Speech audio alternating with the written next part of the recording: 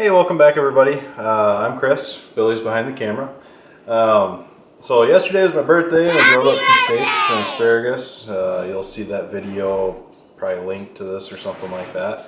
I'm going to smoke a pork tenderloin today, and this thing is huge. Let me show you. Check out this. That's a huge So right now what I need to do is I need to get this drained and trimmed, and I'll show you how to do that. First things first, I am going to drain this. So I'm just going to get one side kind of free and clear. And I'm just going to drain it right into the sink. A few moments later. We're going to go right to the paper towels here. And as you can see, it is huge. This is what I was talking about right here. All this silver skin, this extra fat here, we're going to get rid of most of that. A tenderloin, or a beef or pork tenderloin are supposed to be very lean. So the first thing I'm going to do is I'm going to cut this thing in half so it's easier to work with.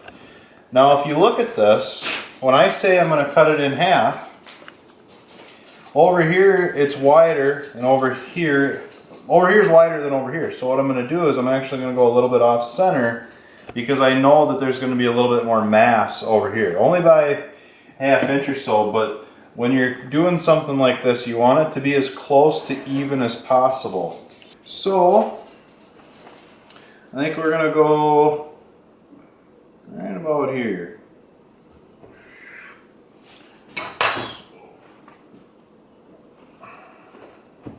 So like I said, we're going to work on one at a time here. And when you're doing this, take your time. Obviously you're working with sharp knives and stuff like that. It's no need to rush. Alright. So I'm just going to start by pulling off some of this easy to get to fat first. Don't be worried about taking off meat. I mean, that's kind of just one of the downfalls of having to trim stuff. You're going to lose a little bit of the good meat, but so all you do is you want to try to get started, and you want to keep your knife you want to be pulling up and keep your knife at a downward angle. That way you're going to catch all of that.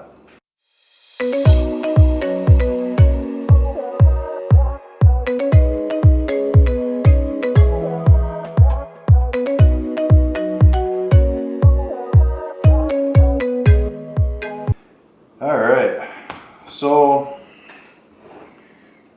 right here you can see how thick that fat is. I'm not going to take it all off, I'm just going to take, some of it off. Because the fat will help it, help give it some good flavor and stuff like that. Alright, so this is where I'm going to leave this one. I took off quite a bit. There's still a few little spots on there, one big one over here where it transitioned into the rest of it. But this is basically what I'm going to work with. Now I did have an idea, I think I'm going to try it a different time, not this time, of doing a butterfly cut on this and maybe stuffing it with some stuff. I don't know if a cheese would be good, or some peppers. One time I'll try to recreate it. One time I did some chicken breasts in the oven, and I did some what are they? I think it was ghost pepper. I took a ghost pepper and just very tiny chunks, because I hate spicy stuff, but very tiny chunks with some cheese. I did a butterfly cut on those. That was delicious. I think the cheese helped make it more tolerable for me. So here's what we're going to do. This is the exciting part. So I'm going to get my cookie sheets out.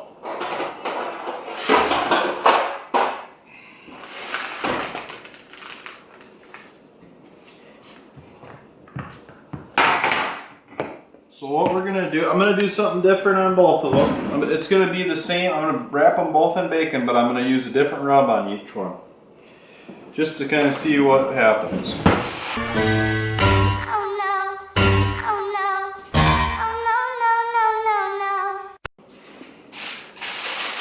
This is not good.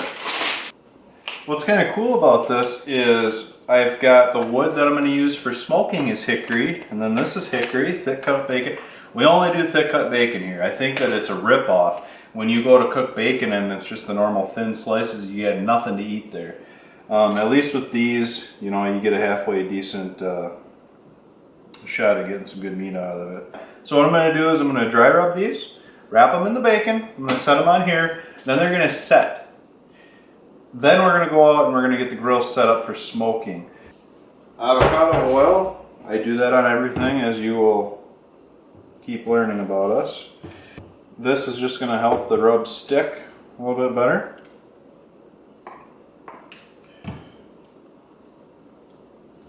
So remember, it's good to keep one hand wet, the other one you can keep dry. That way you can just kind of keep working. You don't have to keep washing your hands between each step. And you want to be very liberal. So when you're smoking something, it's not just a quick wham bam, you're done with it. You really want to coat this stuff because it's going to really bring in all that flavor. Look at that. Doesn't that look really, really good? Oh gosh, I am excited about this. I'm just going to wash up quick here, and then I'm going to wrap the bacon on, and then I'm going to set that off, and then we're going to go ahead and get the other one done. So we'll come back to prepping the grill here shortly as soon as I'm done with this, because I want to get this done, let it set, keep coming up to temperature a little bit. We'll step outside. I got to show you how we're going to arrange the coals and the charcoal and everything. And yeah, so stick around. It's going to get real good. Alright, so here's a little sneak peek of where we're at now. So I'm still letting these rest. They're a little cold yet to be thrown on the grill. We don't even have the grill going yet, so that's what we're going to go out and do. But this is what I was talking about. I did a total dry rub. I did the Memphis one over here. I did the Grill Mate Sweet and Smoky over here. They're both covered with hickory bacon, thick cut. So I'm very, very excited for this. But let's go get the grill set up and show you how we're going to set the charcoal grill up for smoking. Your water is going to go in this. Your meat is going to rest directly above this tray. So over here is where we're going to have the fire. What we're going to use is I'm going to use charcoal, and I'm going to put a couple of blocks of this hickory barbecue, these cooking chunks. This is just from Walmart. Go ahead and get our charcoal piled up here. And as we learned last time, I really like to stack it a certain way, but today we're going to do something a little different. We're going to do what is called the snake method. And what that is it's where you line up your coals in such a way that it will snake around. And you're hoping, if you've got the right amount of space, the right amount of coals and everything, it's going to snake around perfectly to be done when the snake runs out.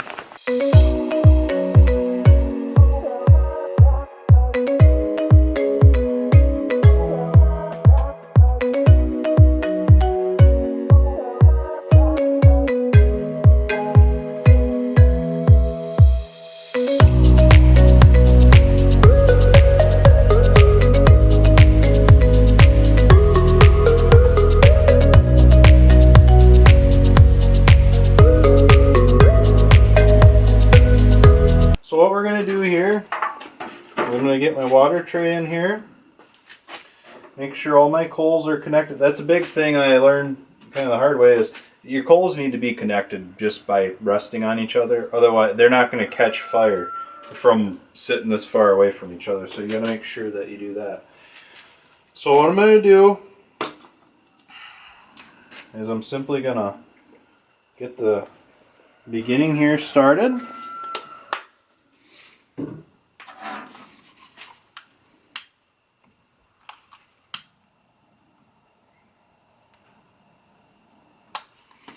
Now we're going to let that take off. I'm going to go get a knife. We're going to cut this open. We're going to add a few chunks of wood throughout the process. And then I'm going to fill this tray about half full with water. We're going to set the grates back down. And then we're going to let the grill come up to temp. I'm going to give it a quick brush off.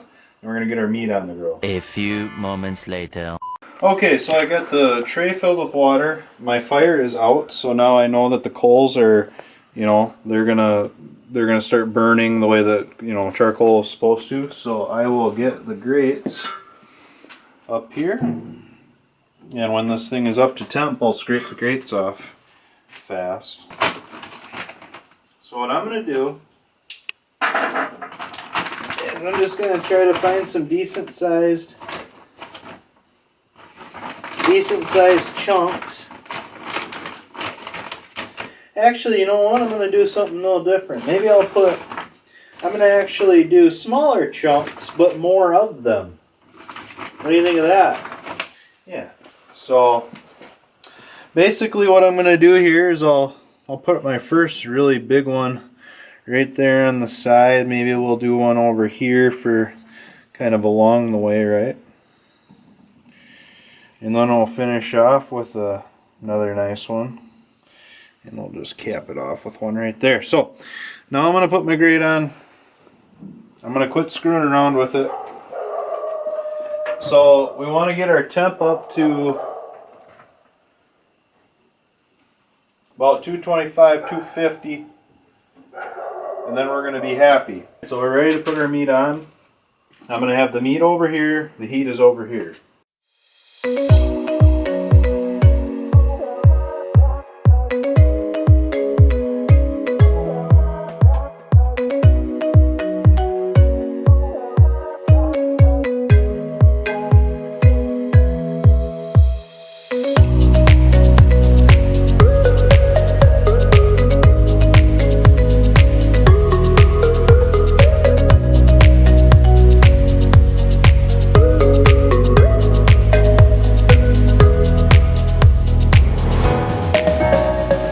So what I'm going to do is I'm going to leave this like this for about an hour. I'll come out, maybe take a temp. I'll check the temp real fast just to understand where it's at, because this is the first time I've done this. And then I might flip these. So I might bring this one and put it over here, and this one, you know, just switch spots. So I'm going to go ahead and close this. And we're going to let the heat get back up. I'll check it. I'll probably come back out and check in about 10 or 15 minutes, see where the heat's at. Make sure we're not getting out of control. So, okay, so I am going to make a sauce, like I said earlier, for our tenderloins. I've got one finishing currently on the charcoal grill / smoker. One I just took off because I caught it right perfectly at 145 degrees. So here's what we're going to do to make this. You're going to do mostly equal parts of stuff except for the apple cider vinegar and the Worcestershire sauce. You're going to do a lot less of that. So what I'm going to do is I've got Dijon mustard here. And if it looks like I'm rushing, it's because the meat is out there finishing, and now it's the only piece of meat on the grill. So it's going to cook a lot quicker than both of them trying to pull in the heat. So I'm going to do about a half a cup. And I'd say that's about a half a cup of Dijon mustard. I'll do the same amount of honey.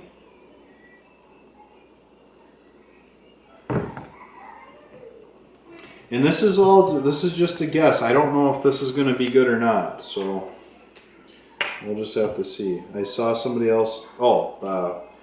I watch Sam the Cooking Guy a lot. I'll bring that up a lot, and he does a lot of stuff like this, but I didn't watch one of his videos recently enough to know if I'm doing this exactly perfectly, but we'll find out.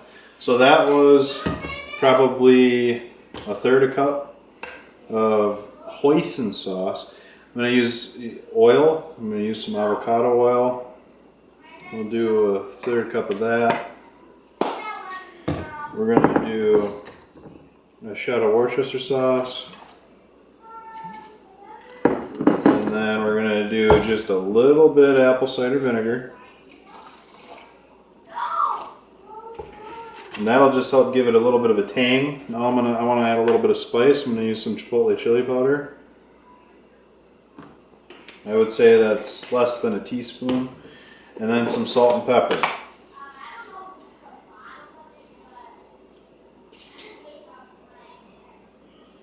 Alright.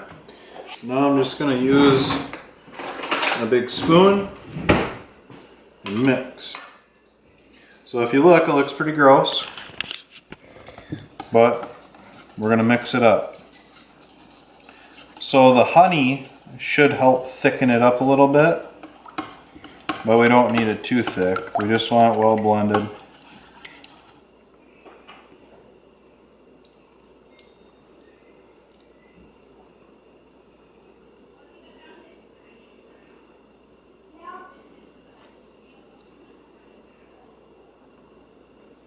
It's not too bad.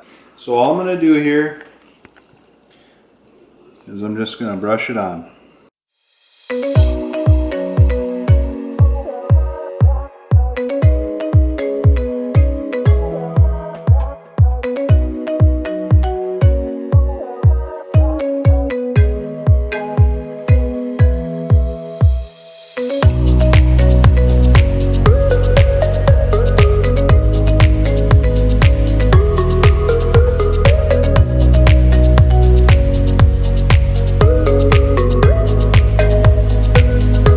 I'm going to go ahead and cover this back up.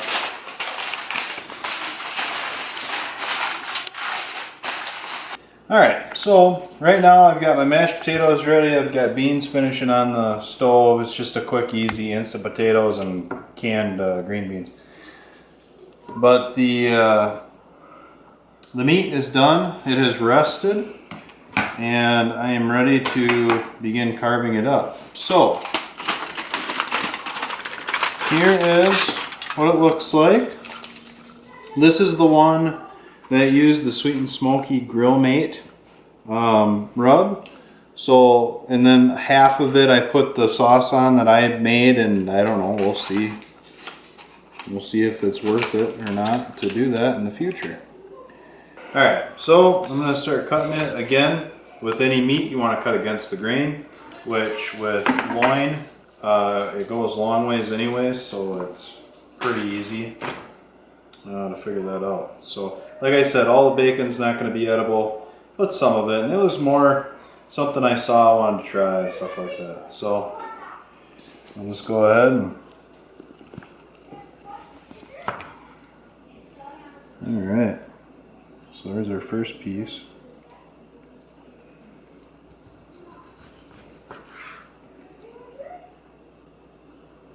Yeah, there's some juice in there if you see that kind of glistening, you know.